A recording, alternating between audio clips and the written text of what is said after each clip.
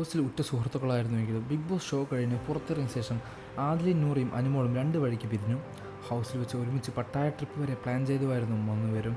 പക്ഷേ ഷോയുടെ അവസാന ദിവസങ്ങളിൽ ഉണ്ടായ പ്രശ്നങ്ങളും തെറ്റിദ്ധാരണയുമാണ് അനുവുമായുള്ള ആദിലയുടെയും നൂറുടെയും സൗഹൃദം തകർത്തത്.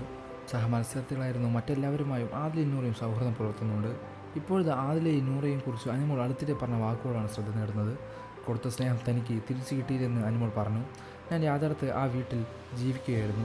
എൻ്റെ ക്യാരക്ടറാണ് ഞാൻ അവിടെ കാണിച്ചത്. അല്ലാതെ ആരുടെയും സ്നേഹം പിടിച്ചു പറ്റാൻ വേണ്ടി ഒന്നും ചെയ്തിട്ടില്ല. എല്ലാവരുടെയും അടുത്തും ഒരുപോലെയാണ് നിന്നത്.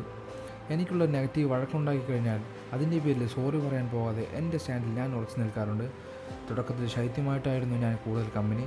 അതിനുശേഷമാണ് നൂറുമായിട്ടും ആദിലയുമായും സൗഹൃദത്തിലാകുന്നത്. ഞാൻ കടുത്ത സ്നേഹം എനിക്ക് പക്ഷേ തിരിച്ചു കിട്ടിയില്ലെന്ന് പിന്നീട് മനസ്സിലായി. എന്നിരുന്നാലും ഇപ്പോഴും എനിക്ക് അവരുടെ അടുത്ത് ഇഷ്ടം മാത്രമാണ്. പിണക്കവും കാര്യങ്ങളൊന്നും ഇല്ല. അനുമോൾ പറഞ്ഞു തുടങ്ങി. പുറത്ത് എന്താണ് നടക്കുന്നതെന്ന് നമുക്ക് ഹൗസിലിരുന്നാൽ അറിയാൻ കഴിയില്ല. ആര് പറഞ്ഞു തരും? എന്തെങ്കിലും ഗസ്റ്റ് വന്നാൽ പുറത്തെ പോസിറ്റീവാണോ നെഗറ്റീവാണോ എന്ന് ചോദിക്കണോ എന്നായിരുന്നു ഞങ്ങളുടെ പ്ലാൻ. പക്ഷെ ആരും ഒന്നും പറഞ്ഞു തരില്ല. വൈൽഡ് കാർഡ് വന്നപ്പോൾ ഞങ്ങൾ ചോദിച്ചിരുന്നു ആർക്കൊക്കെയാണ് പോസിറ്റീവ് ആർക്കൊക്കെയാണ് നെഗറ്റീവ് എന്ന്. അവർ കള്ളമാണ് പറഞ്ഞത്. എന്നോട് ചിലർ പറഞ്ഞിരുന്നു പ്ലാച്ചിയുടെ കാര്യത്തിലും കരയുന്ന കാര്യത്തിലും എനിക്ക് നെഗറ്റീവാണെന്ന് അവർ പറഞ്ഞിരുന്നു. എനിക്ക് പക്ഷേ ഒന്നും പിടിച്ചു നിർത്താൻ കഴിയില്ല. കരച്ചിൽ തന്നെ കരയും. ഒരു എവിക്ഷൻ എപ്പിസോഡിൻ്റെ സമയത്താണ് നൂറയും മാതിരിയും അവരുടെ നമ്പർ എഴുതി ഞാൻ എൻ്റെ നമ്പർ അവർക്ക് എഴുതി കൊടുത്തതും.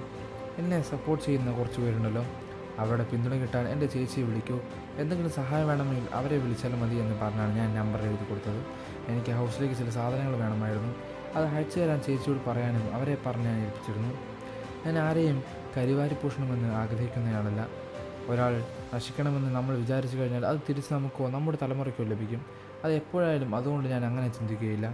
പിന്നെ എന്തിനാ അതിലെ PR നമ്പറെന്ന് പറഞ്ഞുവെന്ന് ചോദിച്ചാൽ എനിക്കറിയില്ല. ബിഗ് ബോസിലേക്ക് ക്ഷണം വന്നപ്പോൾ ഞാൻ ആദ്യം പറഞ്ഞത് ഞാൻ ബിഗ് ബോസ് മെറ്റീരിയൽ അല്ലെന്നാണ്. കാരണം ഞാൻ കരഞ്ഞ് പിഴിയുന്ന ഒരാളാണ് എന്നാണ്. അത് കേട്ടപ്പോൾ എനിക്ക് കിട്ടിയ മറുപടി അനുവിനെ പോലെ ഒരാളെയാണ് വേണ്ടത് എന്നാണ്. കാരണം കരയുന്ന ഒരാളെ വേണ്ടതാണത്രേ. കരയാൻ വേണ്ടിയാണോ എന്നെ കൊണ്ടുപോകുന്നത് ചോദിച്ചപ്പോൾ അനു ഫണ്ണായിട്ടുള്ള ആളല്ലേ എന്നായിരുന്നു മറുപടി. ശേഷം വീട്ടുകാരോട് ഇതേക്കുറിച്ച് ചർച്ച ചെയ്തു, സുഹൃത്തുക്കളോടും ചെയ്തു, മുൻ ബിഗ് ബോസ് മത്സരാർത്ഥികളോടും ചോദിച്ചു. എല്ലാവരും പോകാനാണ് പറഞ്ഞത്. വീട്ടുകാർ പക്ഷേ തടഞ്ഞിരുന്നു. നെഗറ്റീവ് വരുമെന്നാണ് അവർ പറഞ്ഞത്. പിന്നെ ഞാൻ കുറേ ആലോചിച്ചു. എൻ്റെ സമയം നോക്കി നല്ലതാണെന്ന് പറഞ്ഞു. അങ്ങനെയാണ് ബിഗ് ബോസ് പോയതെന്നും അനുമോൾ കൂട്ടിച്ചേർത്തു. കൂടുതൽ വാർത്തകളും വിശേഷങ്ങളും ഈ വീഡിയോ ലൈക്ക് ചെയ്ത് സബ്സ്ക്രൈബ് ചെയ്ത് സപ്പോർട്ട് ചെയ്യുക.